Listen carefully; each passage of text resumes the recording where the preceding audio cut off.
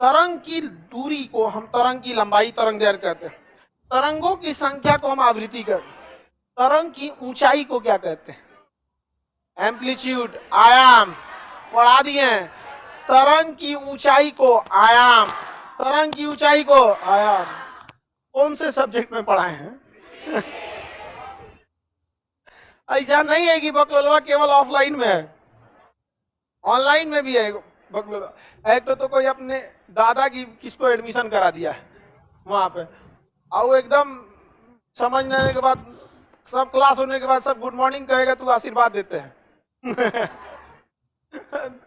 कह रहा है मेरे बाबा जी भी पढ़ रहे हैं। अब बताओ, बाबा जी को फिजिक्स ज्योग्राफी पढ़ा रहा है यहाँ पे, क्या करेंगे इसको पढ़ के?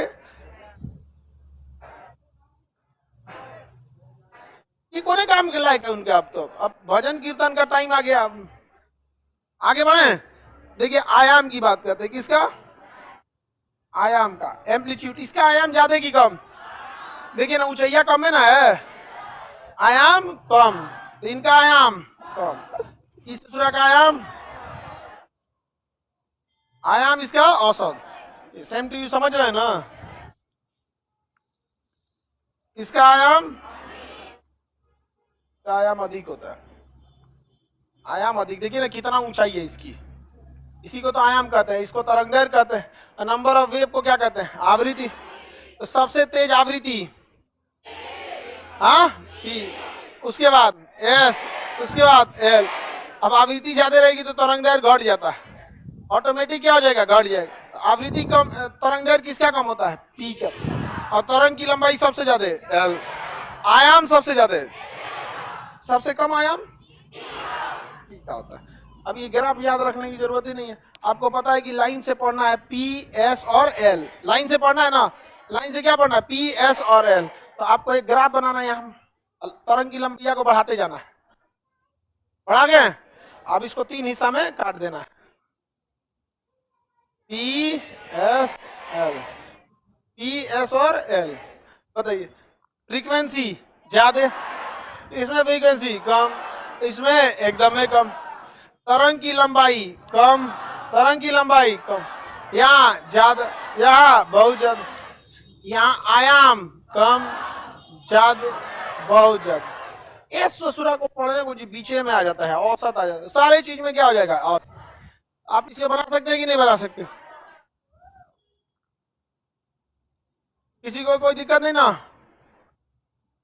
देखो एक तो क्या करी, मेरा 1.5 साल का बेटा है, रोने लगता है तो आपका क्लास लगा के दे देते हैं। देखो बताइए, 1.5 साल का लड़की को क्या करेगा उस समझ के? तो कुछ बुझाने वाला है नहीं यहाँ पर।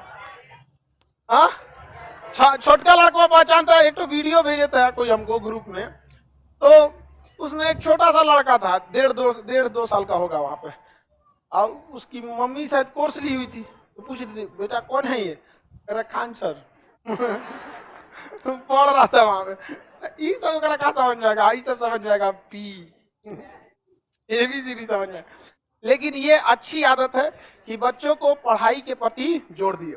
आप एक चीज गौर किए होंगे, जिनके घर के सामने स्कूल या कॉलेज होता है, उनके घर के बच्चे स्कूल जाने के टाइम रोते नहीं है, क्योंकि वो हैबिचुअल हो जाते हैं। तो पढ़ाई के प्रति बचपन से जोड़ना पड़ता है। और ये हमारी इंडिया में सबसे बड़ी कमी आप देखिएगा ना, खास करके गांव के एरिया में, तो वो लोग बच्चों को कहते हैं अरे बड़ा होगा तो सीख जाएगा। अरे भैया, बड़ा होगा तो क्यों सीखेगा? अभी सिखाइए, बड़ा होगा तो सुधर जाएगा। तो पता चला बड़ा होगा तो सीखेगा, बुढ़ौती में सुधरेगा। जब आप सीखते हैं फिर उसमें सुधार लाते हैं। घर बनता है फिर उसको रिनोवेट किया जाता है, बिना घर बने लोग ठीक करिएगा। तो समझ में नहीं आ रहा है कुछ भी। एक कोई लेडीज आई थी हमारे ऑफिस में, तो उनका छोटा लड़का था, 10 बारिश हो रहा था, रुके पूरा ऑफिस खूब बदमाशी कर रहा है, ये वो। हम ही बोले नहीं, बेचारा छोटा लड़का ही होता है। लेकिन बाद में उसको समझाया कि देखिए अभी से समझाइएगा तो बहुत इजी हो जाएगा, अभी से उसको इजी हो जाएगा, तो दिक्कत हो जाएगा बड़ा होने के बाद। अभी आप लोग में जितना खचरई करता है सब ना, इस सब को बचपन में छोड़ दिया गया था। समझ में आ गया कि नहीं गया? अभी तो सुधर भी नहीं करेगा। अब कौन चीज सुधारेगा सब तुम लोग? बांस पतला रहता है तो मुड़ जाता है, मोटका बांस हो गया तो मुड़ेगा, अब टूट जाएगा। अब वहां पे अब नहीं होने वाला है। किसी को दिक्कत है तो बोलिए। सर काला लड़का को तो पीडीएफ दे दीजिए।